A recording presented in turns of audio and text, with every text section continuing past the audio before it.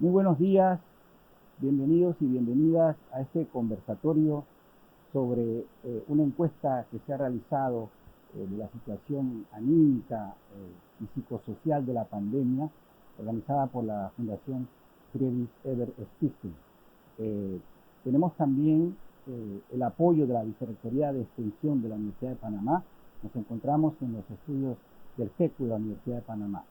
Están con nosotros, a mi derecha, el psicólogo Jaime Dreyfus, quien ha sido encargado de realizar la encuesta. Posteriormente vamos a ampliar sobre su desempeño.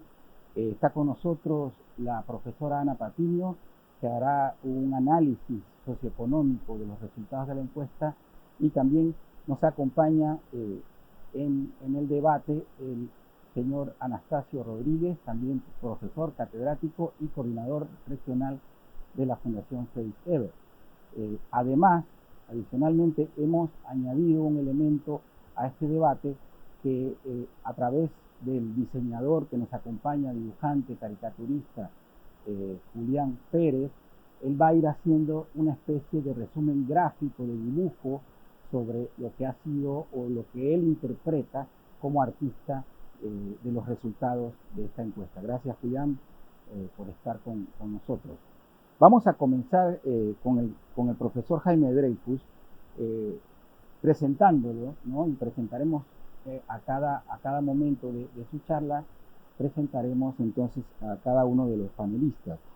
El doctor Dreyfus es psicólogo, es investigador en el comportamiento del consumidor y la opinión pública, y se ha desempeñado en cargos de proyectos en agencias de publicidad, investigación, mercadeo, ¿no? Tiene una característica de mezclar, digamos, las tradicionales metodologías cualitativas y cuantitativas con las nuevas tecnologías que son, por ejemplo, el resultado que nos ha dado en esta encuesta. También trabaja el tema de responsabilidad social empresarial.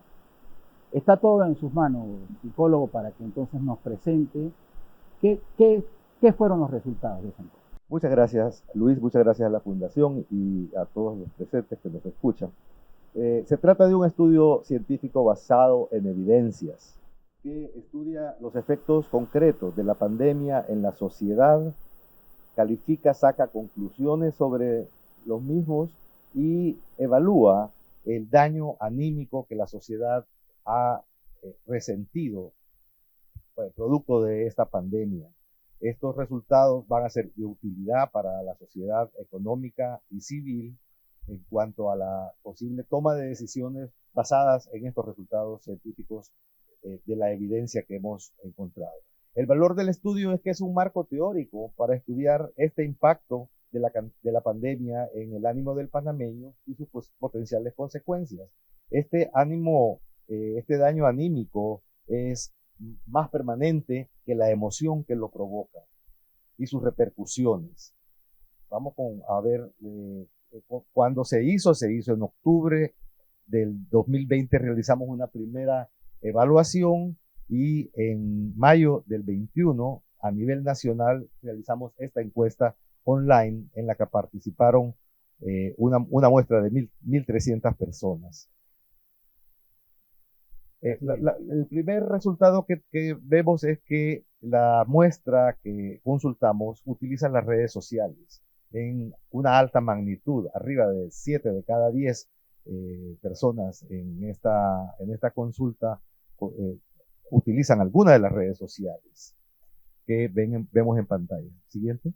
Entonces, en cuanto a los resultados de esta investigación, vemos que las personas se informan a través de las redes sociales para conseguir esa información útil y confiable que utilizan diariamente. Vemos también que es un estudio que se ha hecho, siguiente, a nivel nacional, representando tanto los géneros poblacionales, hombres y mujeres, en igual magnitud, como los grupos de edades similar a como están representados en la población. Siguiente. Consultamos una muestra a través de la metodología online por una invitación, por un link, entraron y fueron voluntariamente participando en la encuesta. Adicionalmente, este estudio tiene una característica y es que consultamos a 300 jóvenes entre 18 y 35 años, denominado público atento o informado. Este es el público que consume noticias y que tienen interés en los asuntos públicos. Bien. El diseño de la investigación se centra en determinar el estado anímico. Como ustedes lo saben, el estado anímico de una persona se conforma por diferentes elementos que están a su alrededor, tanto los aspectos psicosociales, como el socioeconómico, como el sociopolítico y un cuarto elemento que es el socioecológico. La emoción permanece en la persona por un tiempo largo y genera sentimientos, y estos sentimientos son los que determinarán el estado anímico de la persona, como vamos a ver en la siguiente diapositiva. 8 de cada 10 mencionan que no son felices. Se les preguntó cómo se sienten personalmente en su vida actual y la respuesta es que están en valencia negativa, producto de las situaciones que les provocan este estado. Al pedirle a las personas que hacia atrás, por favor, que nos dijeran con una palabra cómo se sienten. Siguiente. Vemos este cuadro en el cual presentamos resultados de la encuesta realizada en 2020 y la encuesta realizada en 2021. Aquí vemos a simple vista que encontramos rasgos de preocupación, ansiedad, estrés, depresión, desmotivación, tristeza y miedo. Siguiente. Tratamos de cuantificar estas emociones y en un 62%, o sea, 6 de cada 10 se encuentran en estado negativo, con aquellas emociones como tristeza, enojo, expectación, disgusto. Siguiente. Los sentimientos después de un año de pandemia están claramente dirigidos hacia el miedo y la desmotivación. Sin embargo, existe cierta esperanza por parte de la población consultada en que las cosas mejorarán. Siguiente. Les preguntamos a las personas qué les había ocurrido durante este periodo de pandemia y mencionan el no agrado por ver las noticias sobre el tema del coronavirus, tener dificultades para dormir, estar deprimido, no saber cómo resolver el problema económico y sentirse solos y sin afecto. Esto nos dibuja un estado emocional de congoja por parte de los participantes en el estudio. Siguiente. ¿Por cuáles aspectos se sienten ansiosas las personas? Principalmente por el tema económico, que tiene que ver con la economía del país y la economía personal, y la salud, tanto personal como de la familia. Igualmente hay preocupación por el futuro. Siguiente. Al preguntarse qué tan socialmente aislados se encontraban, vemos que 5 de cada 10 se sienten socialmente aislados y tienen miedo a contraer personalmente la enfermedad. Siguiente. La mayoría de las personas consideran que la carga de trabajo en el hogar ha aumentado. Esto nos da indicios de la inequidad que existe producto de la situación, tanto en la parte hogareña como en la parte laboral. O sea, la sociedad se ha visto afectada por su vida social. Siguiente. Y la percepción del cambio es que la pandemia nos marca un punto de inflexión.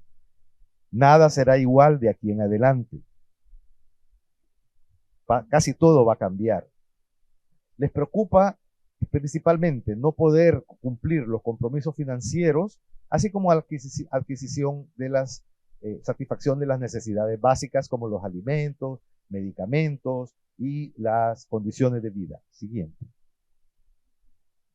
Las preocupaciones se enfocan hacia la economía del país, la economía personal y la salud física, tanto personal como de los familiares, y la situación del empleo. Siguiente. ¿Cómo estaban antes de entrar en pandemia? Casi 7 de cada 10 luchaban para llegar a fin de mes o iban pasándola, ¿verdad? Esta es una situación que nos marca la negatividad en la cual se encuentran estas personas. Sigue. El futuro, ¿cómo lo ven? Sienten que la cosa estará igual o peor, casi 8 de cada 10. Esto nos dibuja una situación angustiante por parte de la población. Siguiente. ¿Cuántas personas se han visto afectadas por la situación de la pandemia? En los hogares, 8 personas de cada 10 han sido afectadas por situaciones de suspensión de laboral o que se quedaron sin trabajo. Siguiente. Al preguntarles si recibieron apoyo por parte de la empresa en la que trabajan, del Estado, o si resolvieron a su manera, la mayoría mencionan que resolvieron a su manera. 8 de cada 10 mencionan haber resuelto a su manera, recibiendo trabajo informal, independiente, o invirtiendo sus propios ingresos, o reduciendo sus gastos. Mientras que los apoyos del Estado y de la empresa fueron a nivel apoyo económico, bonos, vales, haber mantenido el puesto de trabajo y haber recibido ayudas alimentarias. Siguiente. La imagen que tienen las personas sobre Panamá es que está estancado o está en retroceso. 7 de cada 10 lo mencionan de esa manera. Siguiente. El efecto que ha tenido la situación de la pandemia en la democracia panameña es negativo. Ha debilitado la democracia, definitivamente. Siguiente. Y definitivamente la pandemia amplió las brechas y desigualdades en la sociedad panameña. Siguiente. Igualmente, los derechos humanos del pueblo panameño han sido vulnerados a causa de la pandemia. Casi 7 de cada 10 lo mencionan. Siguiente. Y aquellos derechos que han sido vulnerados en mayor magnitud son el que todos somos iguales ante la ley, tenemos sin distinción derecho a igual respaldo de la ley, y que todo individuo tiene derecho a la libertad de opinión y de expresión, y que todo individuo tiene derecho a la vida, a la libertad y a la seguridad personal. Estos son los estragos, digamos, que han habido de parte de la situación que vivimos. Siguiente. Aquí tenemos un gráfico que es como el boletín de calificación de parte de la población a las instituciones. Salen mal parados, tanto el gobierno como los movimientos independientes, los líderes comunitarios y las instituciones como la Corte, los sindicatos, la Asamblea y los partidos políticos obtienen calificaciones abajo de 5. Digamos que están reprobados. Y esta misma percepción sobre los ministerios, aunque tanto el Ministerio de Salud como el Ministerio de Seguridad suben arriba de 5, los demás ministerios están abajo de 5. Siguiente. Al preguntarles cuál fue el sector más afectado por la pandemia, el sector privado ha sido el más afectado, con 6 de cada 10 que opinan al respecto. Y lo que espera la población del gobierno como tareas más emergentes son un plan de reactivación, la transparencia en su actuación y combatir la corrupción, generar empleos, mejorar la educación y la salud y la equidad, tanto social, y en último lugar aparece la esperanza de un plan de vacunación que ya está en proceso. Se les preguntó también cómo evaluaban el manejo de la crisis comparándola con otros países de América Latina. Pues Panamá, una tercera parte menciona que mejor y una tercera parte menciona que igual. Los movimientos juveniles aparentemente no están contribuyendo a resolver los problemas en tiempos de crisis, con más de 5 de cada 10 respuestas en este sentido. Y no están de acuerdo en eliminar las moratorias, los subsidios y los bonos solidarios y otro tipo de apoyo a la población vulnerable. Finalmente, como efectos socioecológicos les preguntamos si se deben desarrollar políticas agrarias, mencionaron que sí, en su mayoría, que si Panamá está resolviendo el problema de la cobertura nacional de luz eléctrica y agua potable, 4 de cada 10 lo mencionan. La pandemia es el resultado del comportamiento destructivo del ser humano hacia el ambiente, 6 de cada 10. Y si en las próximas elecciones se apoyaría a un partido o movimiento en defensa de la ecología o el cambio climático, 7 de cada 10 mencionan esta posibilidad. Bueno, estos son los resultados y la evidencia que estamos presentando en este momento, y a continuación vamos a dar la palabra a los compañeros. Evidentemente presenta una visión anímica golpeada, por así decirlo, y claro está que la gente pierde esperanzas, pero creo que has dado un buen pantallazo. Tengo algunas preguntas, una mía personal y otra que han llegado vía Facebook. Mira, vi que había una referencia de que la encuesta era para 1.200, como generalmente son las encuestas que se hacen a nivel científico, personas, pero que aparte de eso se había dado como una centralización en el tema de la gente que manejaba las redes, ¿no? O sea, que la encuesta se hizo un poco más, que fue un universo como de 500 personas, ¿no? Que fue como más dirigido en ese sentido, ¿no? ¿Qué característica da eso a una encuesta, ¿no? El hecho de que la gente se haya manejado mucho con el tema de las redes. Bueno, al ser una encuesta aplicada a través de redes sociales, estamos incluyendo solamente a las personas que se manejan en Internet. Es decir, más jóvenes, ¿no? Hay una muestra representativa. Como es una muestra por caída natural, se representan todas las edades, y viste en los resultados que la cuestión de género está bastante balanceada. De cualquier manera, nosotros aplicamos siempre una ponderación al final para ajustar cualquier posible desviación de lo que sería una muestra representativa, para volverla netamente representativa. Esto nos permite generalizar a los internautas. Efectivamente, no han respondido a esta encuesta personas que no manejan el Internet. Pero por eso te preguntaba, entonces, digamos, ¿qué características, tú que estás en el tema también de los medios digitales, qué características nuevas da este resultado siendo una encuesta por Internet?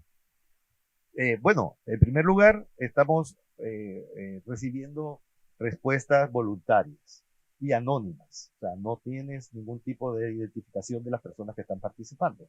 Esto le da una fortaleza al indicador, debido a que tiene una cobertura muy amplia. No sé si responde tu pregunta. Sí, con lo de anónimas, ¿no? A mí me parece que está, digamos, está claro, hay muchos estudios, y aunque la encuesta es muy representativa, hay muchos estudios claros de que quienes están más metidos en las redes, pues es un rango que va desde los adolescentes hasta más o menos los 45 años. Entonces, yo creo que eso es clave, porque también al mismo tiempo es el grueso de la población panameña. Entonces, la encuesta yo creo que tiene esa característica positiva. Sí, obtuvimos una muestra de jóvenes, digamos, personas de 18 a 35 importantes. Casi la mitad de la muestra está en este segmento. Y este segmento lo comparamos contra un estudio que realizamos cara a cara con personas identificadas como público atento o informado. O sea, aquellas personas que le interesan los temas de políticas públicas y que son permeables a las noticias.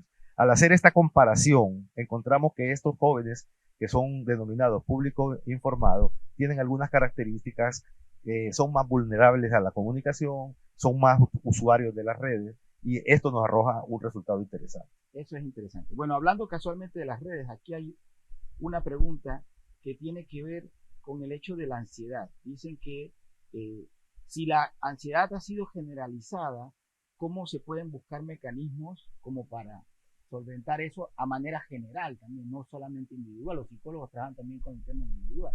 Ok, tenemos una situación de una población angustiada, y por otro lado con un Estado que está en deuda con esta población. No se están implementando políticas públicas de ataque a esta falencia que está dándose en la población. Yo creo que esta es una llamada de atención para los creadores de políticas públicas y para los ministerios que intervienen en esto, como son desarrollo social y salud y educación, para atender esta situación. Este es un llamado de atención como un grito que está realizando la población a través del instrumento de la investigación sobre cómo se siente en este momento y está muy golpeada. Hay alguien que pregunta cuál es la importancia de las acciones culturales en una situación de pandemia. Definitivamente la cultura es la cura para muchas enfermedades y hemos tenido de parte del Estado un apoyo en este sentido, ya que estuvimos encerrados por muchos meses y la información que recibíamos tanto de noticias como de entretenimiento venían por los medios electrónicos y hemos captado que es muy importante el mantener esta ruta fluida de atención a la población, brindando contenidos de importancia y de relevancia para la población. Sí, aquí hay alguien que dice, según usted, así, refiriéndose aquí en el estudio, según usted, uno de los grandes afectados fue la empresa privada. ¿Qué está haciendo la empresa privada para apoyar a los demás en la pandemia? Bueno, la empresa privada ha implementado medidas, tanto gremiales como individuales, con sus colaboradores. Ya vimos que aquí nos mencionan que entre las medidas más contundentes han sido la de haber permitido el teletrabajo, por un lado, y por otro lado también haber realizado ayudas económicas a los colaboradores. Pero pienso que el efecto más importante de la atención que la empresa privada ha realizado a la situación es atendiendo el llamado del Estado a sumarse a las campañas de mejora que han habido para la población. ¿Qué tan importantes fueron los apoyos en bonos o bolsas de comida para la situación anímica, se refieren, de las personas? Bueno, lo que debemos preguntarnos es qué hubiera sucedido si no se hubieran dado estas ayudas. En mi punto particular, las ayudas sí han llegado, aunque como todo Estado que trata de mejorarse, han habido dificultades en el camino y se han visto empañados también estos efectos por la falta de transparencia en cuanto a las medidas que se han tomado. Ok, dice, si en la pandemia todos los países, como usted menciona, hicieron bien o mal las cosas, bueno, no está muy claro, pero hicieron bien o mal las cosas, ¿qué cosas hicimos bien o hicimos todo mal? No, se hicieron cosas buenas, como por ejemplo haber atendido las necesidades inmediatas de la población, haber implementado un plan de vacunación efectivo y a tiempo, y por otro lado haber implementado estas ayudas psicológicas que de alguna manera a través de la cultura han llegado a la población en cuanto a los contenidos de los medios oficiales y sumado con los medios de la empresa privada. Muchas gracias, Jaime. Yo creo que ha sido bastante esclarecedor el punto tanto de la presentación de la encuesta como de los comentarios posteriores.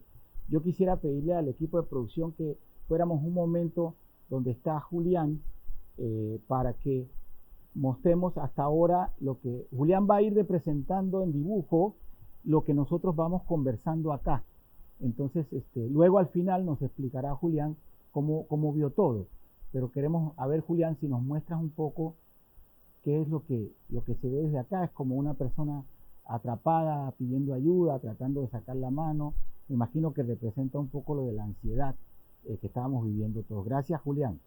Vamos a seguir entonces acá con la profesora Ana Patiño, que tiene una maestría en Estadística Económica y Social y también en Economía para la formulación y administración de proyectos de posgrado en el área de estadística, de proyectos públicos y privados de la Universidad de Panamá. Tiene además posgrados en el área de estadística, economía, es profesora de economía de la Facultad de Panamá y además ha tenido experiencia como jefa del Departamento de Planificación Física e Infraestructura y la Dirección General de Planificación Universitaria. O sea, es toda una planificadora, ¿no? ¿Cómo ve una académica, cómo ve una persona que maneja todo el aspecto de planificación, la economía, lo social, estos resultados que nos ha presentado Jaime? Sí. Buenos días a todos y todas. Muchas gracias por habernos invitado a compartir los resultados de esta encuesta de percepción de la situación de la sociedad panameña a un año de haber irrumpido la pandemia. Agradezco al profesor Jaime en lo que nos ha planteado los resultados, los hallazgos más importantes de la encuesta a nivel de su especialidad, que es la psicología. Sin embargo, nosotros desde la experiencia de los economistas, como cientistas sociales y humanistas, para nosotros es muy importante los resultados de esta encuesta. Desde el punto de vista económico, siempre se tenía la percepción y el planteamiento teórico de que el consumo y las inversiones siempre se daban desde el punto de vista de la racionalidad de los inversionistas y de los consumidores. Sin embargo, esas teorías de Adam Smith y de François Quesnay de los años 1700 a esta fecha no se aplican del todo. Realmente rara vez se aplica un comportamiento racional para la toma de decisiones económicas. Y en momentos en que a nivel mundial los países, ya sea de algunas otras regiones del mundo, sobre todo la nuestra, latinoamericana, direccionamos las políticas públicas hacia la reactivación económica con medidas anticíclicas para evitar la crisis que vivimos en estos momentos, conocer la percepción de la población es muy importante, porque el siglo XX, siglo XXI se ha demostrado que la mayor parte de la población toma sus decisiones basadas en la percepción, no necesariamente en la racionalidad, como nos enseñaron los postulados teóricos cuando estuvimos en las aulas de la Facultad de Economía.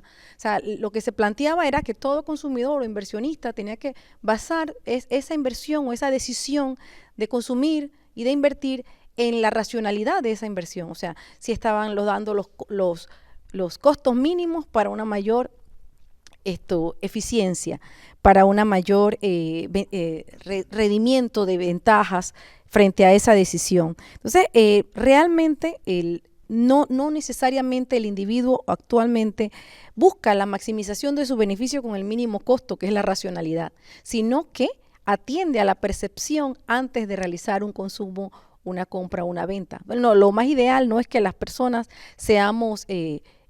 caigamos en el consumismo, pero hay mucho de eso en la sociedad y lo que es la encuesta evidencia al final es cómo percibe la sociedad la situación económica. Los economistas por excelencia utilizamos indicadores. Los indicadores que demuestran cómo está la economía. Entonces, ahí tenemos indicadores de desempleo, indicadores de desigualdad, indicadores de pobreza, tenemos indicadores del nivel de inflación de un país, etcétera. Y que esos dan cuenta de cómo está la situación económica. Sin embargo, también es importante que valoremos cómo percibe la sociedad esta situación. O sea, no con números y datos fríos que nos da el Instituto Nacional de Estadística y Censo y la Contraloría General de la República de Panamá, sino de cómo lo percibe la gente. Entonces, debe de alguna forma coincidir la percepción de la población con respecto a los indicadores que existen sobre la situación económica. Entonces, no nos sorprende, por ejemplo, que nos diga que aumentó la desigualdad. Por supuesto, la población coincide con el indicador que desde hace más de 15 años en Panamá tenemos terribles indicadores de desigualdad de distribución de la riqueza. Tenemos alto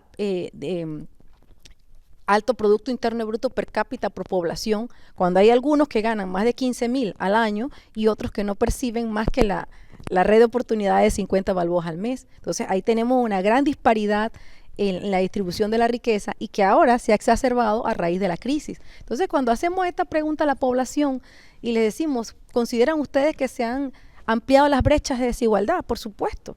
Ellos han dado, no tienen que ser economistas para poder responder que sí, en efecto, se han ampliado las brechas de desigualdad y se ha exacerbado esta situación de las mayores límites de la pobreza y de la precariedad. Entonces, bueno, por un lado, para destacar la importancia y relevancia de la encuesta para cientistas sociales como los economistas, no vemos de manera subjetiva esta encuesta. Al contrario, es como darle un sentido a los indicadores o los datos y los números fríos que nos dan los indicadores económicos y contrastarlos contra la realidad y la percepción de la población. Por otro lado, queríamos destacar que la metodología utilizada en la encuesta, coincidimos y concertamos con ella. Está perfecto utilizar un sondeo online. Por supuesto que en momentos de pandemia no había otra opción de poder aplicar la encuesta. Y no pierde validez el hecho de que no se haya podido realizar de encuestador a encuestado, o sea, cara a cara. Está perfecto, se han utilizado el sondeo online a través de las redes sociales, me parece innovador y me parece que se ajusta a los objetivos de la encuesta. El tema de que se haya incluido todos los grupos de edades, el tema de que se haya realizado a nivel de todas las provincias, el tema de que se haya realizado tanto a hombres como mujeres, amplía la visión general del problema que se quería focalizar. Sin embargo, nos deja un sinsabor el tema de que solamente se realizó a los sectores urbanos, dejando a los sectores rurales sin encuestar. Y esto tiene su razón, como ha explicado el profesor, en el tema de que tenían que tener acceso a internet, tenían que tener acceso a las redes sociales, por supuesto, es consecuente al pensamiento y el planteamiento. Pero lo que sucede con esto es que dejamos sin conocer un importante sector de la población. El 35% de la población de este país reside en áreas rurales. En áreas rurales. Entonces, a estas personas no las encuestamos. ¿Y esto qué significa? Que por un lado, estas personas no tienen acceso a internet, no tienen acceso a tecnología, por tanto hay un tema de discriminación, no por parte del estudio, sino por parte del mismo país, ¿verdad? Que entonces las personas del sector rural no tienen acceso a las tecnologías y no tienen acceso al internet. Por tanto, eso les limita, por ejemplo, acceder al teletrabajo o a la educación virtual. Entonces, ahí tenemos una evidencia que arranca con el estudio por el hecho de que no los podíamos encuestar. Entonces, el 29% de la población económicamente activa de este país está ubicada en las áreas rurales. Entonces, estas poblaciones no fueron encuestadas. Si vamos a preguntar el tema laboral, sería importante saber qué opinan desde el sector rural sobre el empleo, qué opinan sobre la desigualdad, qué opinan sobre las brechas de pobreza.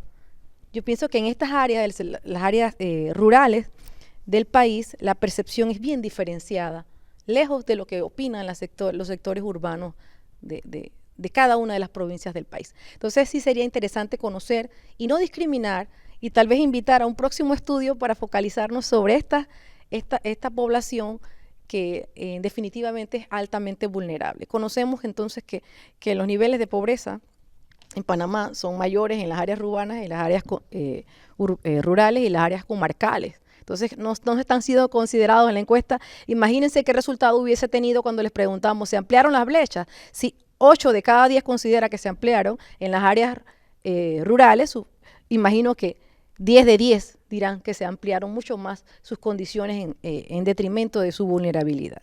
Entonces, bueno, ahí es una de las principales análisis que hacemos de los resultados de la encuesta. Por otra parte, por ejemplo, solamente focalizándonos en los aspectos socioeconómicos, considerando preguntas como el costo de la vida, ¿qué le preocupa más a usted? En el alto costo, siempre hablamos en la población y le preguntamos, ¿cómo ve el alto costo de la vida? No, hombre, el costo de la vida está muy elevado. Y cuando lo contrastamos con los costos de canasta básica, lo contrastamos con el tema de la inflación, nos damos cuenta que sin efecto el costo de la vida está elevado. Y le preguntan a la población, ¿y qué le preocupa más pagar? Bueno, me preocupa más pagar las deudas y los alimentos, y dejan en último plano, con un 38% de los encuestados, la educación. O sea que la prioridad es pagar mis deudas, pagar los alimentos. Y claro, en momentos de salud, pagar las medicinas. Y en última instancia, si queda, entonces algo para la educación. Y sabemos que la educación es uno de los, sino por no decir el mejor mecanismo para la movilidad social y para poder uno salir de la pobreza y romper el círculo de la pobreza. La educación es clave. Entonces, si estamos preguntándole a la población qué va a hacer con los recursos mínimos que tiene y el alto costo de la vida se disparó, entonces, ¿qué estamos haciendo? Bueno, vamos a dedicarnos a pagar deudas porque estamos hasta aquí en deudas y eso es la prioridad.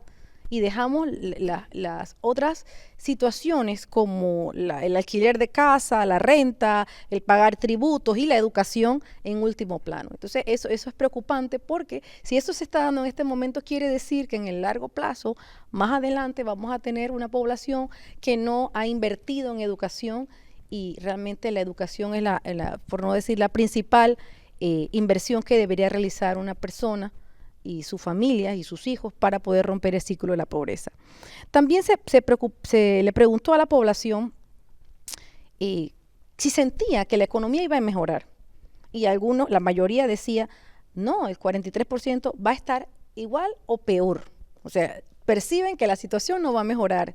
Y si contrastamos este dato con los últimos datos de CEPAL, que plantean que la economía panameña va a crecer en un 11%, implica que la sociedad no percibe lo mismo que perciben los economistas de la CEPAL. Ellos plantean que sí, la economía va a crecer, pero la población piensa que no, porque una cuestión es cómo están los tributos o el Producto Interno Bruto del país, y otra cosa es cómo está el bolsillo del panameño. Entonces, claro, esta encuesta lo que viene es a darle carne y cuerpo a datos y números fríos. Por tanto, me parece muy valioso habernos acercado a la población y preguntarles realmente cómo ellos perciben, cómo sienten esta situación. También el tema hay una pregunta muy importante que me llamó mucho la atención. ¿Considera que el gobierno debe desarrollar políticas agrarias que aseguren la alimentación? En términos de seguridad alimentaria, esto es importante. Panamá siempre ha sido un sector, una economía que su dinamismo económico ha sido focalizado al sector terciario, y siempre ha sido en menoscabo del sector primario. Entonces, tenemos una hipertrofia sectorial, siempre se crece más el sector servicios y dejamos de último el sector primario. Y cuando le preguntamos a la población si consideran que se deben desarrollar políticas agrarias que den certeza de esa seguridad alimentaria, y el 83 y 86% le dice sí, son necesarias, es porque estamos haciendo algo mal. El modelo de crecimiento económico no está bien focalizado, y esto se ha sentido más en momentos de pandemia. Por tanto, sí, es reiterativo. Ahora, con más razón, se deben impulsar más políticas que protejan y ayuden a incentivar el sector agropecuario, porque es quien nos asegura una calidad alimenticia y sanitaria para todo el país. Con respecto al tema de la modalidad laboral que estaban trabajando, claro, también se les preguntó si habían quedado sin trabajo. La respuesta era obvia. 8 de cada 10 dijeron sí, hemos perdido trabajo.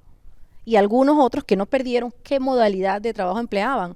Solamente el 9% dijo teletrabajo. O sea, ¿por qué el 9% se abocó al teletrabajo? No porque no quisieran, sino porque seguramente no contaban ni con las tecnologías, ni con el acceso a Internet. Y eso le estamos preguntando a personas del área urbana, no le estamos preguntando a personas del área rural. Si hubiésemos preguntado si ustedes se incursionó en la modalidad de teletrabajo en el sector rural, probablemente le habrán respondido la mayoría que no. ¿Cómo voy a hacer si no hay ni siquiera acceso a las tecnologías? De acuerdo a la CEPAL, en Panamá solamente el 25% de la población está en probabilidad de entrar a la modalidad de teletrabajo, precisamente por el sistema de pobreza, por el tema de acceso a las tecnologías y el tema del Internet.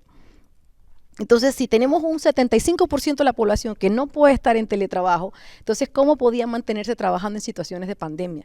Cuando había un tema de cero movilidad, cuando había un tema de restricción en los hogares, cuando había un tema de cuarentena.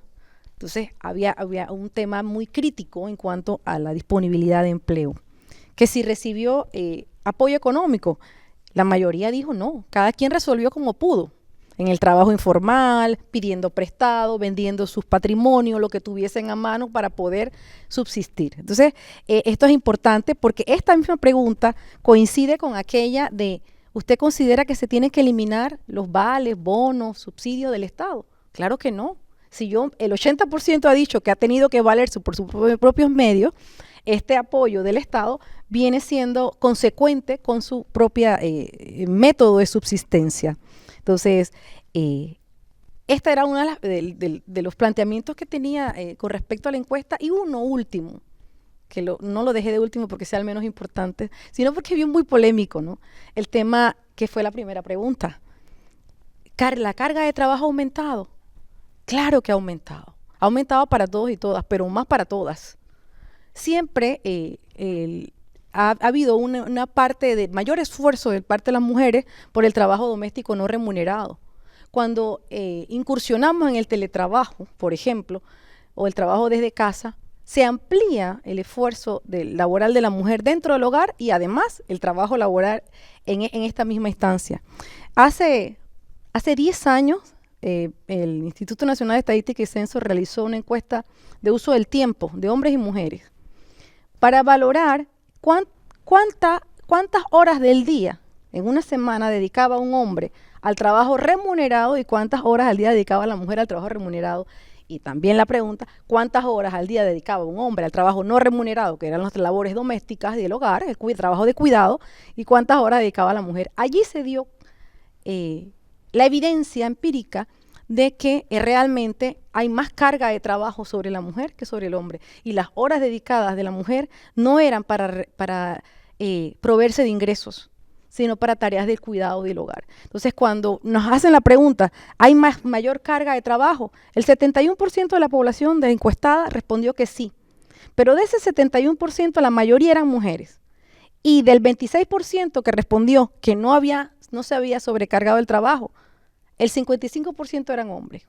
Entonces, esto implica y refuerza más el tema de que si no hay políticas de conciliación laboral, familiar y de trabajo en el país, con el tema de la pandemia se exacerbó toda esta situación en detrimento de las mujeres y, por supuesto, no solamente el tema del ingreso, sino el tema del estrés social, estrés anímico de una mujer que tiene que ver cómo hace para resolver la situación alimenticia, la situación de educación, de que sus hijos tengan acceso a educación. Mire, para no darles un ejemplo, algo concreto, allá en el extra de Tocumen, la cantidad de mujeres que iban con sus hijos a ver cómo se conectaban en el internet gratuito del Super Extra para que los niños pudiesen tener acceso a educación virtual. Eso es estresante. Estar allí porque no hay política pública que le provea de internet gratuito para que ella pueda proveerle a sus hijos de educación y esos niños puedan tener un mejor futuro. Entonces, claro, eso para las que no tenían internet en su hogar. Imagínense en el área rural, que no se ha encuestado. Entonces, esta situación realmente la encuesta desnuda un poco la crisis que vivió la sociedad durante estos últimos meses, o sea, más de un año y medio en crisis, que realmente ha sido angustiante. Para los economistas nosotros vemos los datos y decimos, bueno, la pobreza aumentó, la inequidad se exacerbó, la pésima distribución de la riqueza, pero escucharlo de la gente es realmente es impactante. Por eso los datos de esta encuesta han sido muy importantes y yo felicito a la Fundación por su realización y a usted por sus análisis. Gracias.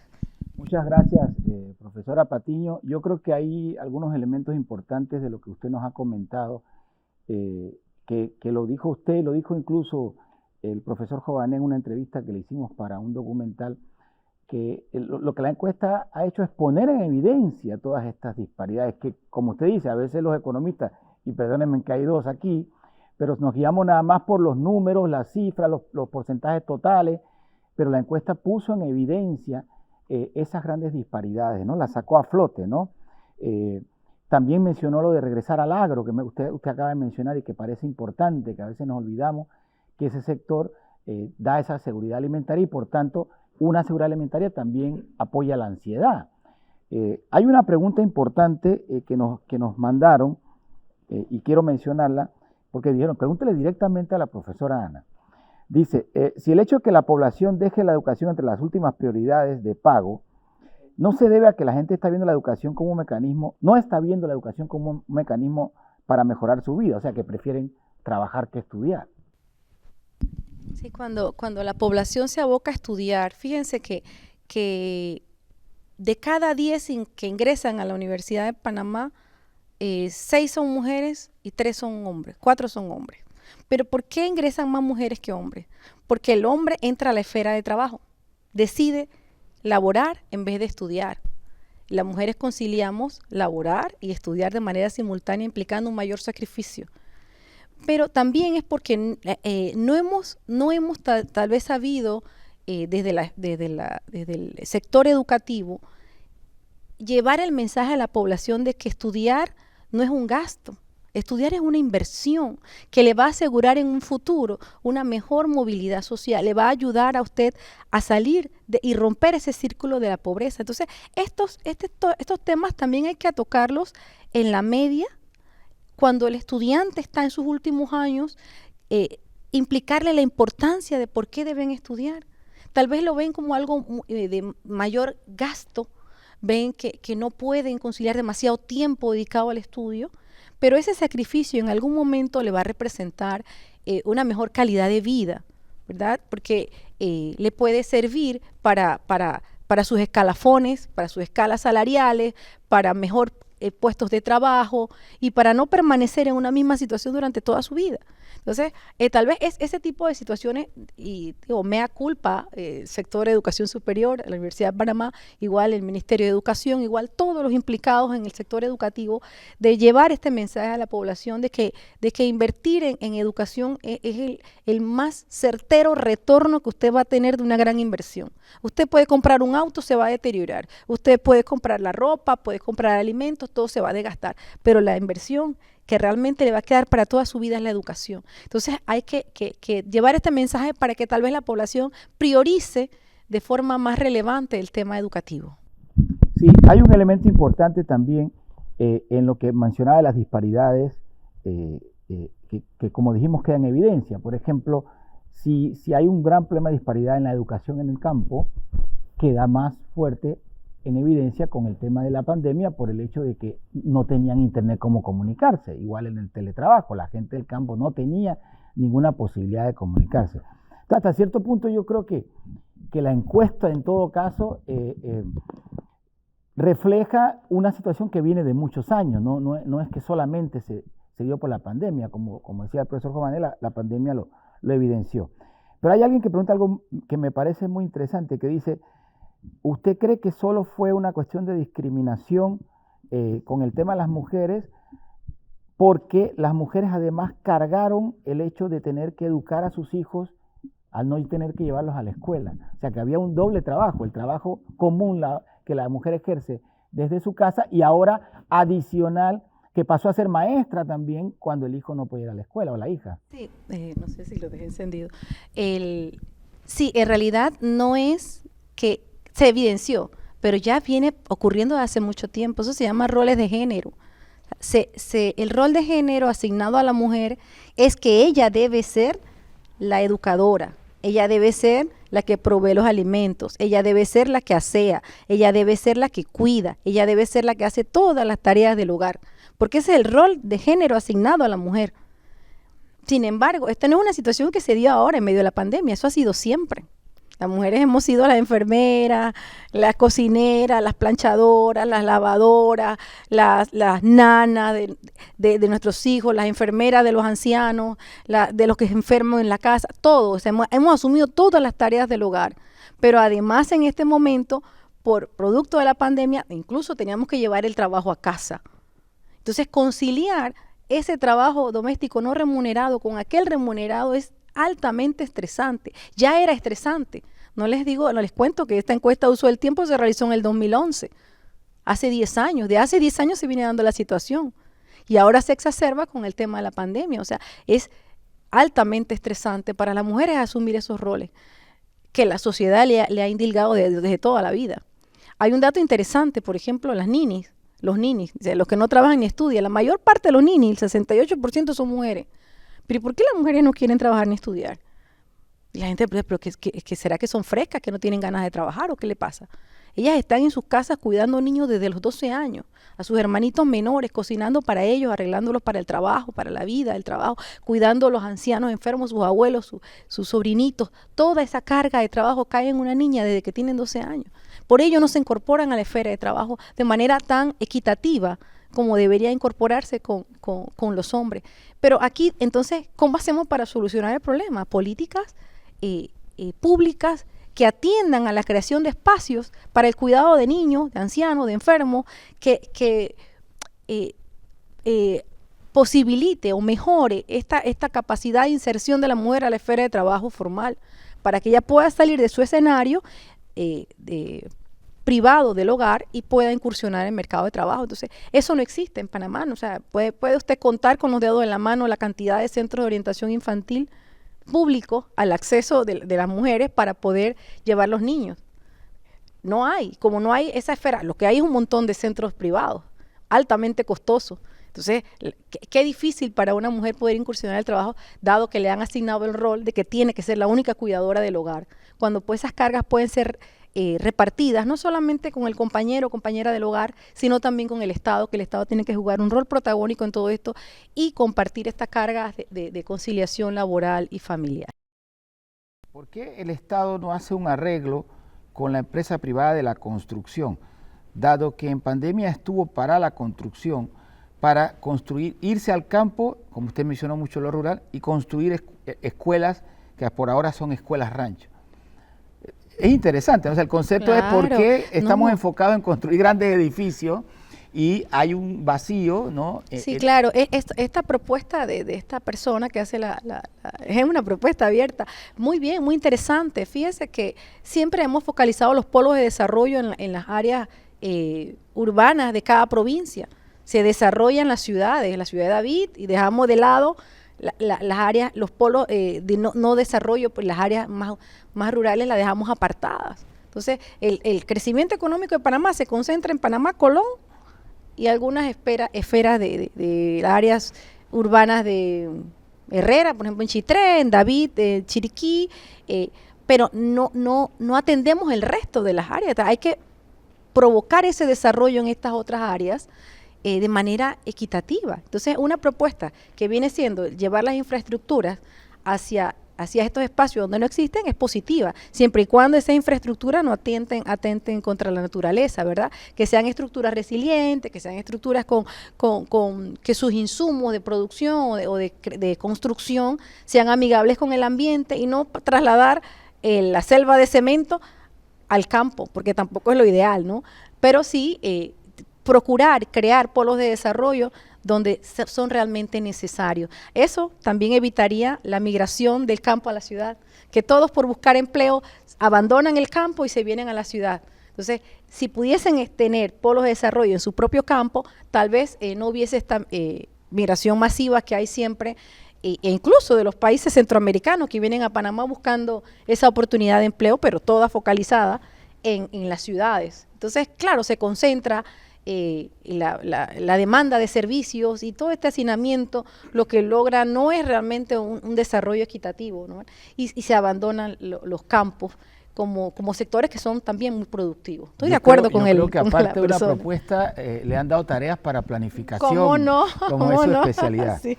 Le agradecemos mucho, profesora. Vamos a pasar ahora con el profesor Anastasio Rodríguez. El profesor Anastasio también tiene una maestría en gestión y políticas públicas de ADEN y la Universidad George Washington, así como maestría en normas internacionales del sistema de control del trabajo de la Universidad Latina, la OIT. El profesor Anastasio trabaja desde hace muchos años en lo que tiene que ver con la gestión, la organización y la coordinación regional del fondo de la Fundación Friedrich Ebert en gobernabilidad, gerencia política, trabajo digno, género, ecología, ambiente, juventudes, ¿no? Es realmente un trabajo, me parece, muy, muy interesante en un país que, como hemos visto hasta ahora, lo ha demostrado la encuesta y lo ha ratificado la profesora Ana Patiño, hay grandes disparidades en todos los sentidos, económicas, sociales. Entonces, profesor Anastasio, ¿qué siente usted que reflejó o qué considera usted que son elementos claves tanto para Panamá como para la región, que es su área, en esta encuesta? Gracias, Luis, por el espacio, la moderación. También darle las gracias a los compañeros de la encuestadora, a la colega Ana Patiño también, a Jaime, a compañero caricaturista también, que nos está, Julio, que nos está acá acompañando. Y bueno, reciban un saludo de la Fundación Ebert, un saludo de Eva Anelles, que es la nueva representante para la región. Para nosotros la revista tiene un significado no solamente local, sino también regional, de ver un poco este tema de la coyuntura, porque recordemos que la encuesta se hace en una coyuntura muy particular, ¿no? No solamente por la pandemia, sino porque también estamos frente a diferentes contextos, un contexto creo que internacional que tendríamos que tomar en cuenta para también entender lo que ha estado pasando tanto aquí en lo local como en lo regional. Todo el tema de las movilizaciones, reformas, cambios de institucionalidad que la región necesita, hablando del contexto internacional, frente a lo que algunos han llamado, estamos en una región, Centroamérica es una región, hoy que estamos hablando que es el 15 de septiembre, hoy es el Día Internacional de la Democracia, y creo que es interesante que estemos hoy día haciendo un debate sobre este tema, cuando el índice de democracia de The Economist del 2020 nos plantea que nosotros estamos en una zona que ellos denominan democracias imperfectas. 52 países, Panamá está dentro de esa estructura, pero ¿qué podríamos pensar de democracias imperfectas? ¿Cómo lo vemos aquí en lo local, en lo panameño, ¿no? Incluso una de las preguntas de la encuesta habla que más de un 70% de los panameños dicen que hubo un retroceso en la democracia. Y eso es importante, lo plantea la encuesta, pero también hay un contexto regional. Hay realmente una democracia agotada, estamos frente a lo que algunos llaman una democracia fatigada. La ciudadanía, hay una incertidumbre en la región. Digamos, la pandemia también congeló procesos que ya venían en marcha. No podemos achacarle a la pandemia a todo, ya había un descontento de la ciudadanía en la región, y en Panamá tampoco escapa a eso. Aquí se dieron diferentes procesos, movilizaciones de jóvenes, de mujeres, de grupos organizados frente al descontento de un modelo de desarrollo que también está agotado y que está muy relacionado con esa democracia imperfecta o democracia fatigada. Un modelo económico que apostó principalmente a crecimiento. Ese fue lo que en los últimos más de 40, 50 años la región ha apostado a grandes cifras de incremento de la tasa del Producto Interno Bruto, pero como bien decía mi colega Ana, eso no pareciera que haya tocado al ciudadano de a pie, y ahí viene un debate interesante, y la encuesta también plantea esos dilemas, un agotamiento de ese modelo de crecimiento. En el caso panameño, aquí la apuesta ha sido por un proyecto transitista, y ese proyecto transitista en los últimos meses, ahora incluso incorporándole una nueva variable que es la variable extractivista minera, que también va a tener consecuencias, y una de las preguntas que plantea el estudio tiene que ver con el tema ambiental, qué tanto estas nuevas variantes transitistas van a apoyar a un modelo económico que pareciera no tocar a la gente, pero sí pareciera tener grandes consecuencias en el ambiente, ¿no? ¿Qué va a pasar con esa nueva apuesta por la minería, donde nos van a dejar estos grandes cráteres de piscinas de cianuro, donde usted no va a poder ni sembrar una planta de culantro en los próximos 100 años? Ese es un debate. Esta es una sociedad hídrica. Tenemos más de 1.500 ríos, esto es una sociedad de agua. Bueno, ¿y por qué no plantearse, como bien decía la colega, para después del Puente de las Américas, una política agroindustrial, de desarrollo agroindustrial, donde la economía esté al servicio de la gente y no al servicio de unos 115, 120 familias que son parte de la élite, que forman parte de una élite regional también, donde hay grandes negocios, donde el caso de Panamá se ha vendido como el Dubái de las Américas, el Dubái de Centroamérica.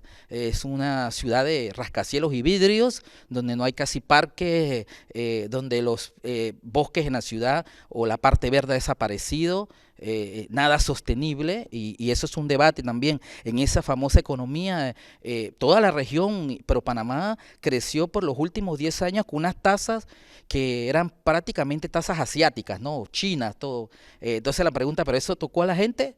Pareciera que no. Ahí hay un gran debate sobre ese escenario. También el tema que tiene que ver con los desplazamientos de nuevos movimientos, nuevos actores que también propugnan por una nueva lógica de de cómo se debe construir estas políticas. Aquí estamos hablando de políticas públicas. Un actor importante, y eso no lo podemos dejar por fuera, la pandemia nos volvió a poner en la mesa del juego de ajedrez que todas esas ideas que se tenían dentro de la economía política, que hablaba de Adam Smith, el mercado tiene que ser más fuerte que el Estado, es más, el Estado debe desaparecer y privatizarse, todo quedó por el piso. Es precisamente el Estado el que logra, en medio de la pandemia, poner en cierta forma, darle movilidad, algún grado de oxigenación a la economía. O sea, que se vuelve a rescatar la necesidad, y de ahí quizás concuerdo con lo que dice Ana Patiño, y bueno, quizás regresando a estos teóricos de la escuela keynesiana, de que el Estado ahora tiene una posibilidad de poder generar políticas públicas más allá de la ciudad, y yo creo que eso es fundamental, eso es importante. Hay elementos que yo creo que tendríamos que poner en la mesa, que en los últimos años creo que posibilitan que podamos tener una salida a ese mapa que nos puso Jaime de incertidumbre, de esperanza, de depresión, de ansiedad. Yo creo que hay que pensar que ya no podemos tener políticas públicas cortoplacistas. Yo creo que ahí inicia un cambio que tenemos que generar. Hay que regresar a la palabra planificación. O sea, no podemos hacer, el país no puede seguir en la improvisación.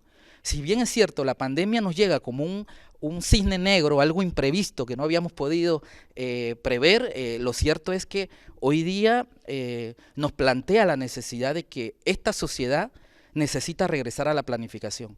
El éxito que han tenido algunas sociedades ha sido porque planifican 10, 15, 20 años, y no importa el gobierno que gane, hay como una carrera de relevo. Yo le doy continuidad a la política, pero hago algo adicional que no hacemos en estos tiempos. No se evalúa, no se da seguimiento. Cada 5 años llega un dueño, o el que se cree dueño de la casa presidencial, y eso pasa aquí en la región de Centroamérica, y dice que lo que hizo el anterior no sirve. Y se cambia toda una serie de programas, se destruye una serie de inversiones, y yo creo que los países no aguantan más en esa democracia fatigada. Tenemos que avanzar a una política más de planificación, planificar más a 10, 15 años, eso nos podría dar una oportunidad. El otro tema es invertir en ciencia y tecnología. Creo que es importante la inversión en ciencia y tecnología. La academia juega un papel importante en este proceso de una construcción de un imaginario de país que va más allá de ser un país transitista. Estamos planteando un país donde queremos un modelo económico ecoconsciente, donde podamos poder congeniar con el medio ambiente, con el ambiente, con la naturaleza, y que eso nos permita tener posibilidades también de garantizar, como se dice, la seguridad y soberanía alimentaria, una política agroalimentaria que fortalezca el agro y que no fortalezca otros sectores que, si bien es cierto, tienen todo el derecho de tener la posibilidad de generar ingresos, pero hay que preocuparse por la gente. El descontento, la acumulación del descontento social que hay en la región no es gratis, no es que surgió con la pandemia, son décadas de descontento, poblaciones excluidas, sociedades que se han sentido marginadas por políticas públicas cortoplacistas de 5 años, que no funcionan, que ya no permiten, un sistema educativo que se ha convertido en algo memorístico, que no apuesta a un pensamiento complejo, crítico, descolonial, políticas públicas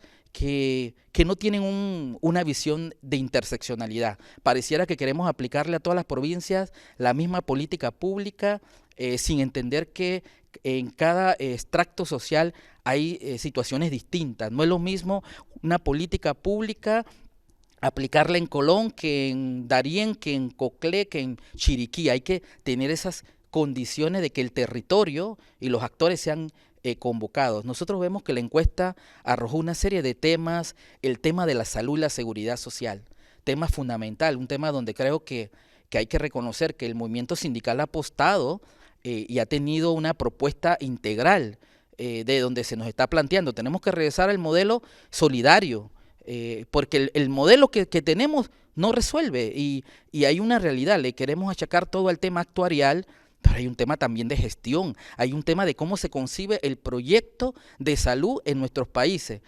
¿Y cuál es el proyecto de salud que hemos enfocado? Un proyecto curativo, un proyecto donde no hay prevención, un proyecto donde las grandes multinacionales de farmacia y medicamentos son las que tienen que ver con la enfermedad. Si no hay enfermedad y no hay muerte, entonces no hay negocio. Entonces, ese tipo de salud, donde construimos grandes hospitales, donde en vez de trabajar más la atención primaria, ir a los territorios, llevar salud a los territorios, replantea un poco una visión. También replantea la asignación de recursos.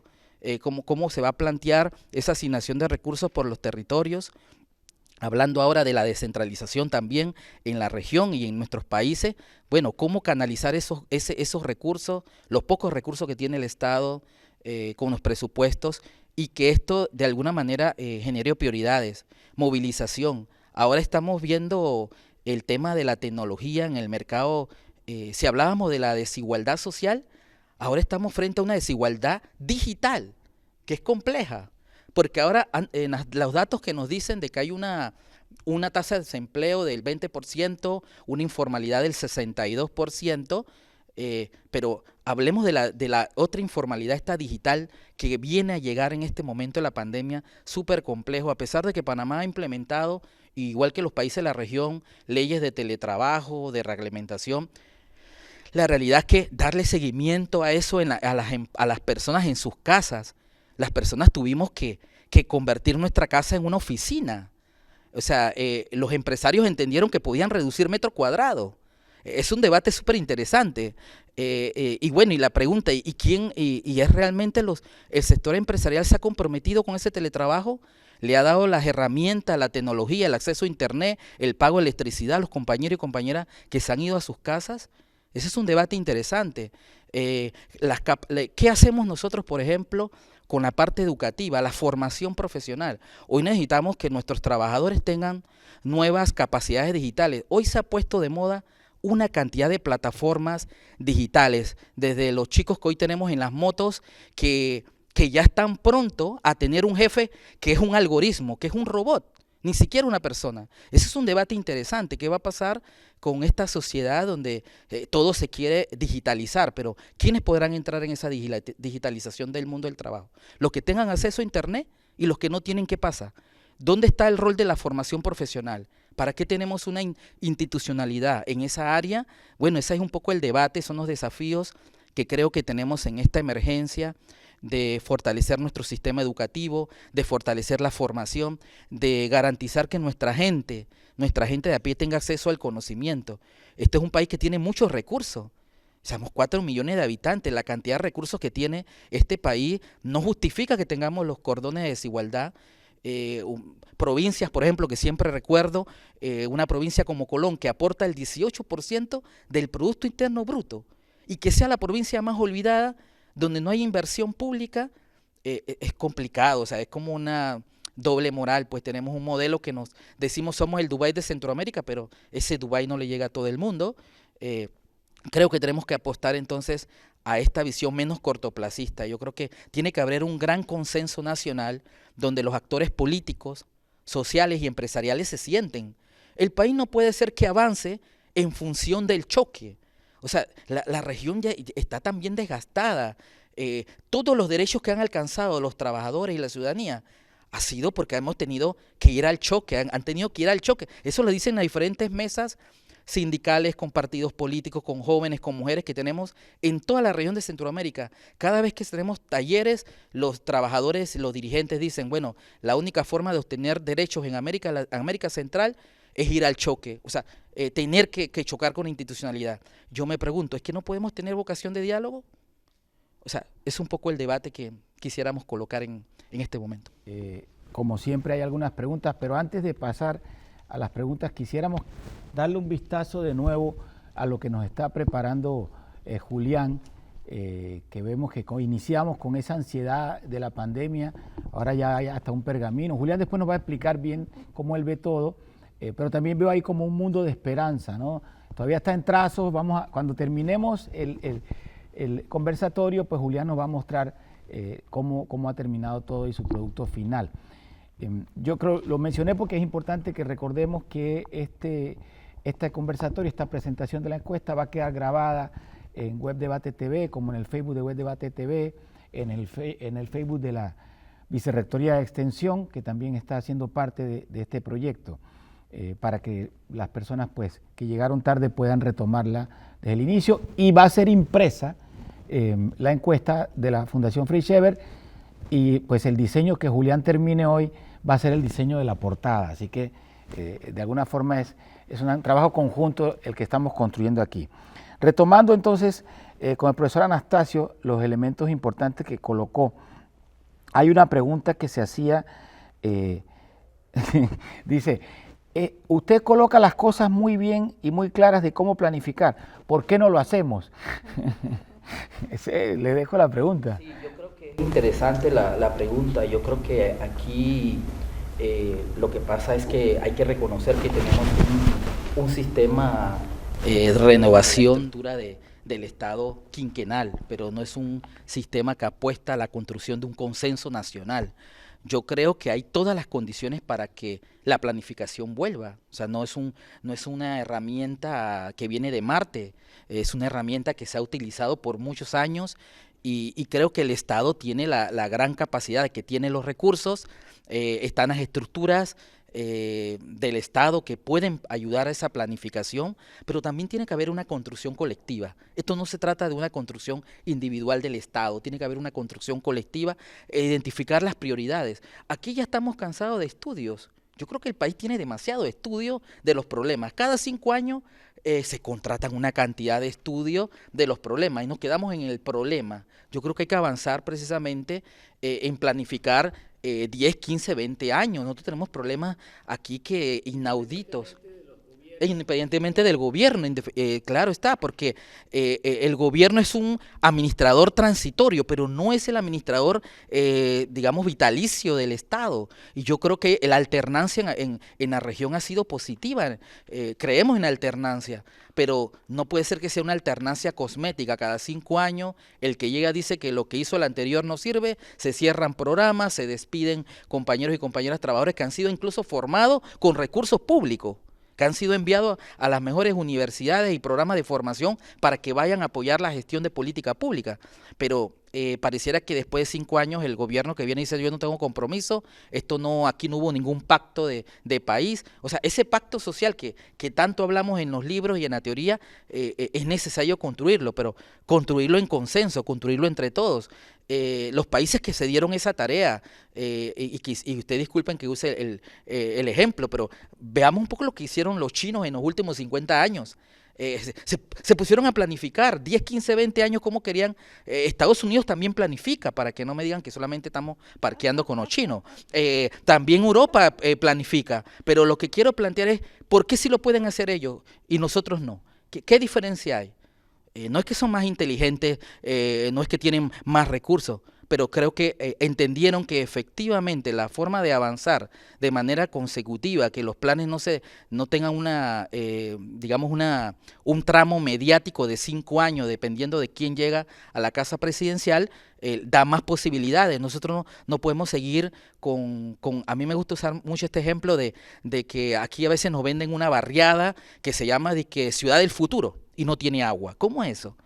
Eso es como contradictorio, ¿no? O sea, el país necesita planificar, somos una sociedad hídrica, algunos quieren seguir con el transitismo, sí, pero tiene que haber alternativas en el modelo, no todo podemos manejarlo por el transitismo, tenemos que fortalecer nuestra estructura interna agroalimentaria, nuestro sector agropecuario. A lo mejor hay sectores emergentes, a lo mejor Panamá también podría constituirse en un espacio de construcción de innovación tecnológica, pero eso depende también de que haya un Estado que convoque la posibilidad de construir ese consenso. No puede ser que el consenso se construya o se tenga que construir con presión en la calle. Sí, la presión de la calle siempre va a estar y siempre es legítimo, la vocería, los derechos son legítimos, no podemos renunciar a derechos, pero también creo que el Estado tiene que plantear a ver, los recursos no son infinitos, necesitamos ver más a 15 años, 20 años lo que queremos.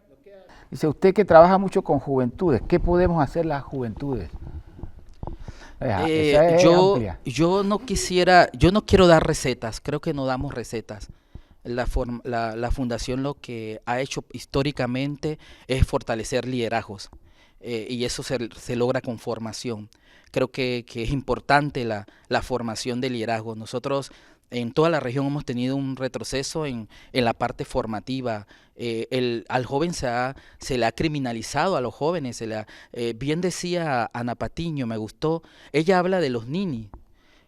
Nosotros en la Fundación ya no usamos el término nini, usamos el término sin políticas y sin oportunidades. ¿Por qué? Porque no es cierto, y en eso coincido 100% con Ana, no es cierto que los jóvenes no trabajan y no es cierto que los jóvenes no han aportado a esta construcción de sociedad que tenemos. Sí han aportado, están aportando. Yo creo que es necesario también apostar a esas políticas públicas que estamos hablando, más allá de 5 años electorales. Necesitamos una política pública, por ejemplo, y de Estado, ya estamos hablando de política de Estado, en materia, por ejemplo, de empleo juvenil. Necesitamos discutir eso. Como país tenemos que sentarnos a discutir cuál es la política de empleo juvenil que necesitamos para los próximos 20 años, que nos permita que los jóvenes se incorporen al mercado laboral, que puedan cotizar, que puedan tener trabajo decente, que tengan acceso a internet y a tecnología. Eso nos puede permitir, y yo no creo que eso hay que traer un experto extranjero para que nos diga que hay que hacerlo. Yo creo que en Panamá hay mucho talento, jóvenes muy talentosos que pueden construir este proyecto. También es importante y hay que reconocer, esta no es una batalla intergeneracional.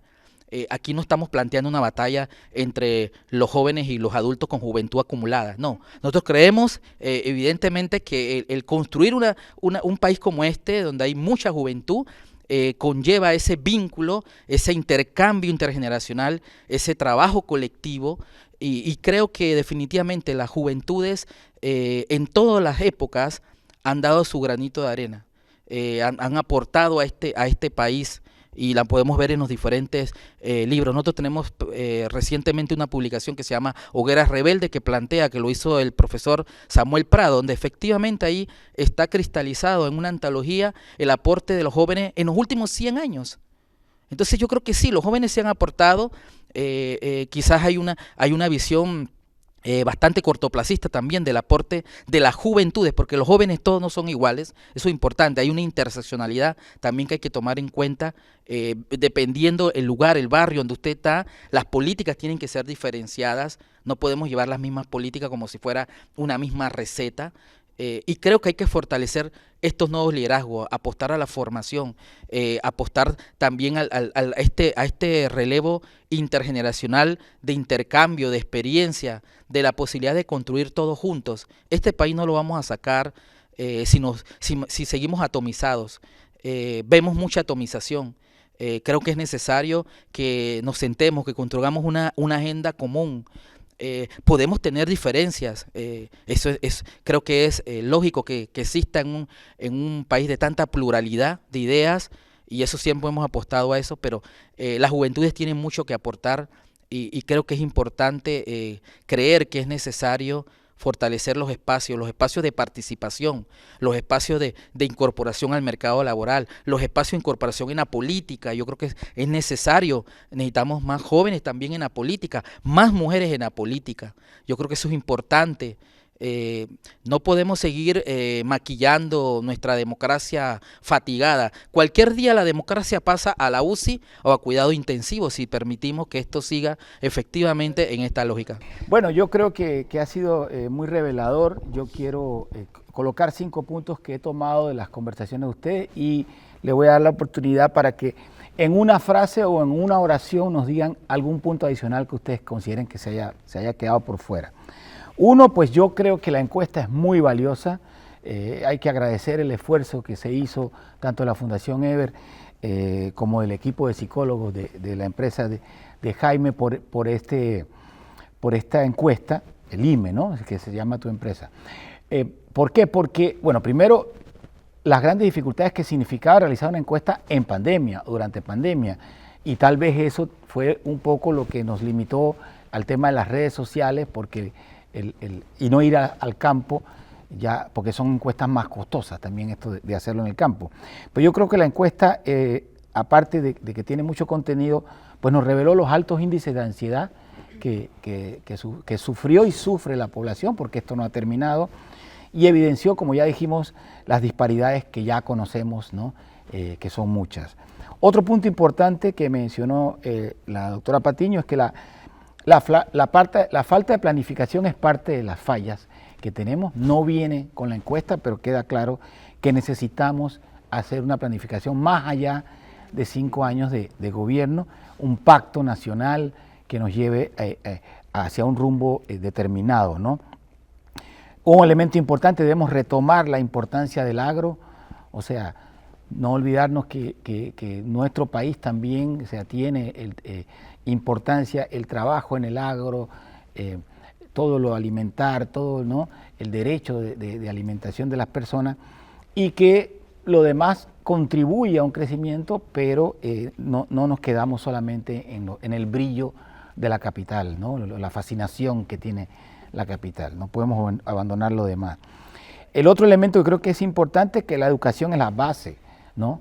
La educación y en el caso la formación, porque cuando la gente habla de educación siempre piensa como esta educación primaria, secundaria, ¿no?, universitaria, tal. La educación y la formación, el constante crecimiento y aprendizaje es la base.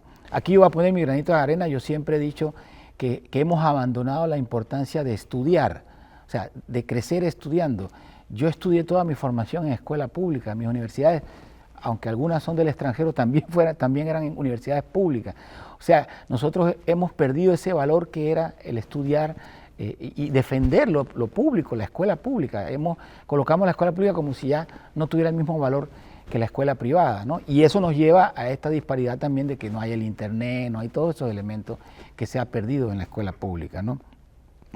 Lo otro es, que mencionó Jaime, la importancia de la cultura en una situación como la que estamos viviendo, y yo diría perennemente, en la construcción de una identidad nacional, ¿no? Un elemento que creo se mencionó poco, y tal vez puedan ampliarlo ahorita, es que yo vi en la encuesta la importancia del trabajo con el ambiente, la ecología. Se manifestó, más de 80% decían que elementos que pueden ayudarnos en el futuro tienen que ver con el cuidado del ambiente y la ecología. Entonces, digamos, estos 5 o 6 puntos yo les coloco, y quisiera, para cerrar, y luego vemos, para que Julián nos explique, así como en una oración o una frase, ¿qué otro elemento considera que también es parte importante? Sí, entre las cosas positivas está la resiliencia de la sociedad panameña y la oportunidad que tiene el Estado panameño para sacar adelante este país. Que la gente sale adelante a pesar de la adversidad. Es muy luchadora, y la gente tiene a pesar de que está golpeadísima, tiene una actitud positiva, una actitud de esperanza hacia el futuro. Y otro tema es el elemento de la solidaridad. Los panameños se volcaron a la solidaridad entre nosotros, con el Congener, para tratar de ayudar a salir adelante de esta situación, y hay que rescatarlo, ¿no? Tanto las instituciones cívicas, las ONGs, incluso la salud sale bien evaluada en cuanto a la labor que han hecho.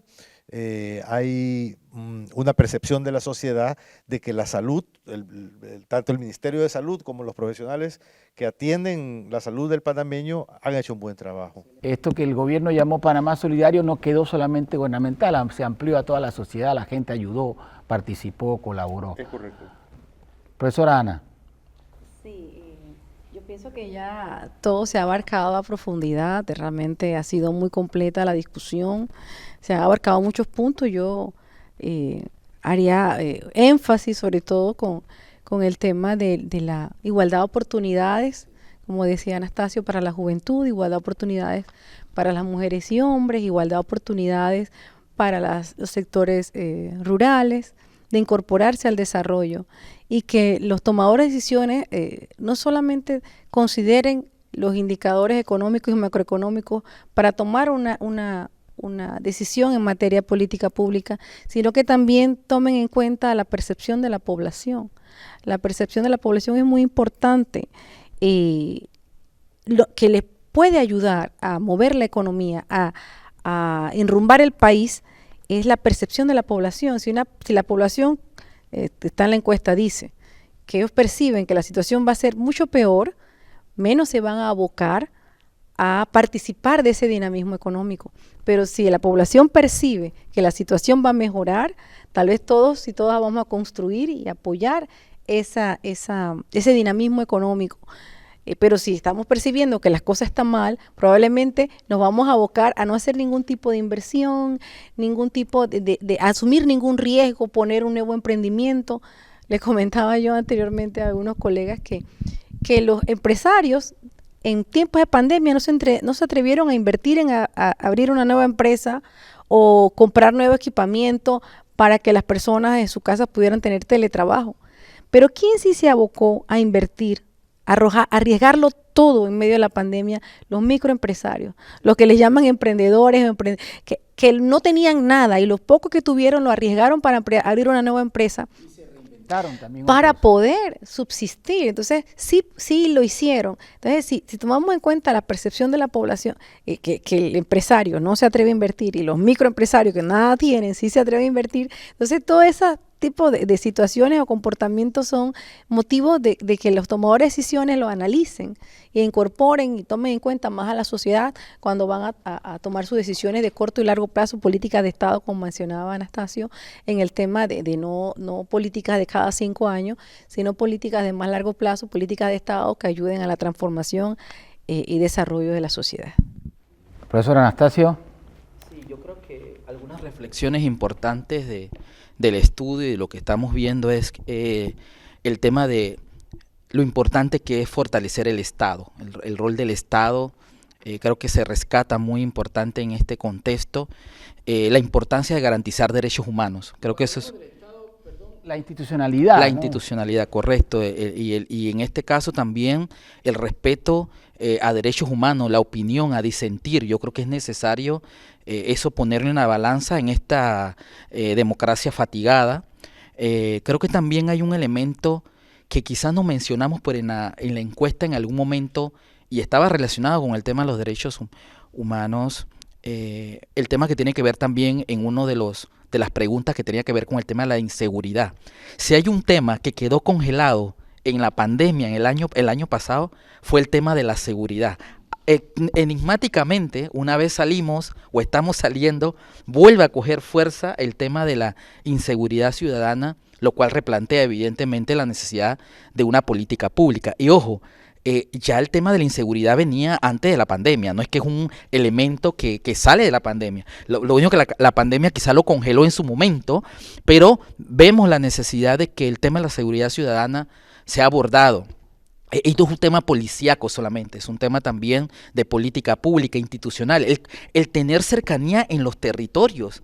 No puede ser que en este país hay más de 140 pandillas que tienen control de territorios, que incluso hay vínculos con el tema del narcotráfico y que de alguna manera esto quede sin una política que nos permita resolver los temas cotidianos de la gente. Hay incluso, y aunque esta no es la encuesta, pero uno escucha cuando uno coge el tren o cuando coge el metro, coge el bus o un taxi, uno escucha a la gente diciendo, oye, pero es que a veces la pandilla en el territorio resuelve más que el Estado. ¿Qué significa? Que también hay una preocupación de un Estado que a veces es invisible en algunos lugares de los territorios, donde pareciera que no tiene el control. En cambio, el crimen organizado sí. Entonces, ahí hay un debate interesante también, el por qué decimos, tenemos que hacer política de Estado, no de 5 años de gobierno, porque esta fatigada democracia ya no aguanta más. Quiero pasarle el micrófono, por favor, Anastasio, a Julián, para que nos explique un poco ese diseño que nos has creado. A ver, Julián, que... Muy bien. Voy a ser muy puntual por la cuestión del tiempo también y no creo que necesiten mucha más explicación. Lo primero que vimos es que inmersos en el mundo de la pandemia, con el coronavirus por todos lados, se ha afectado el estado emocional de la población. Y para eso puse esta imagen que me parece muy elocuente, pensando en que las crestas del virus a lo lejos se ven muy biológicas, pero más de cerca se ven muy sociológicas. Vemos las manos como semejando las crestas, pero es de personas aisladas desesperadas, deprimidas, como fueron las otras palabras que dijeron, pero me parece interesante que pidan ayuda y que le está pidiendo ayuda al Estado. En otro aspecto también la economía de las familias, hay tantas implicaciones que preferí dejarlo así, tan sencillo como eso, pero con una familia con rostros un poco golpeados y producto de la pandemia. Pero posteriormente también escuché propuestas y señalamientos a la justicia, a que la gente apostaba por un país en el que se tomara en cuenta el respeto a la naturaleza, la educación, el arte, la cultura, la planificación y construcción, el respeto y el trabajo también obrero y todo mancomunado, porque es un trabajo que se tiene que hacer mancomunado. El aporte de la salud, una justicia realmente eficaz y todo eso sobrepuesto al virus. El virus queda en un segundo plano si nos reunimos y si trabajamos en conjunto. Perdón. Algunos temas que escuché que se mencionaron y que me parecieron interesantes es que hay que construir consensos, promover una ecoconciencia, apostar por la ciencia y la tecnología, por la transparencia, por supuesto, y por la planificación, que la planificación debería ser ya no cortoplacista, sino mucho más seria. Julián, excelente, pienso yo, no sé qué piensas, excelente el resumen gráfico que nos has dado. Yo creo que además dentro de lo que se presenta como un elemento de ansiedad también hay esperanza, ese nuevo mundo que se puede surgir. Como yo decía, parte de la crisis es tomar las oportunidades, ¿no? Que retomemos ahora y digamos, bueno, ¿para dónde vamos? ¿Hacia dónde queremos llegar? ¿No? Y por último, yo quiero cerrar con una reflexión que yo creo que al final lo que la pandemia afectó a un país o a un pueblo que ya venía muy afectado, ¿no? Entonces, ese decir, bueno, sentémonos bien y veamos cómo va a ser esto, porque no ha sido fácil. Para mucha gente no ha sido fácil, no solo por el tema social o de salud, de pérdida de familiares, amigos, conocidos, sino que no ha sido fácil de enfrentar el futuro con incertidumbre, ¿no? O sea, cómo si perdí mi trabajo o estoy en teletrabajo, no sé si regreso, voy, no sé cuándo regreso a la escuela, cómo va a ser, todo ese temor que genera una incertidumbre que no puede ser resuelta de la noche a la mañana, ¿no? Entonces, Jaime, tú querías mencionar algo antes de cerrar. Sí, yo quisiera cerrar diciendo que este es el momento de la gente y también es el momento del Estado y del gobierno para hacer lo que tiene que hacer y ayudar a sacar poco a poco adelante este país. Nos despedimos entonces agradeciendo a la Vicerrectoría de Extensión de la Universidad de Panamá por los servicios prestados, a todo el equipo de trabajo. Aquí ustedes no lo ven, pero aquí hay como 7 personas detrás de todo esto. Y pues también a todos los panelistas que nos acompañaron, a Jaime, a Ana, a Anastasio, a Julián. Ustedes perdonen que los tutee, pero ya después de esta conversación creo que tenemos muchos lineamientos en común que saldremos a defender en cada una de nuestras acciones. Muchas gracias, Luis. Muchas gracias por todo y cerramos esta transmisión en este momento.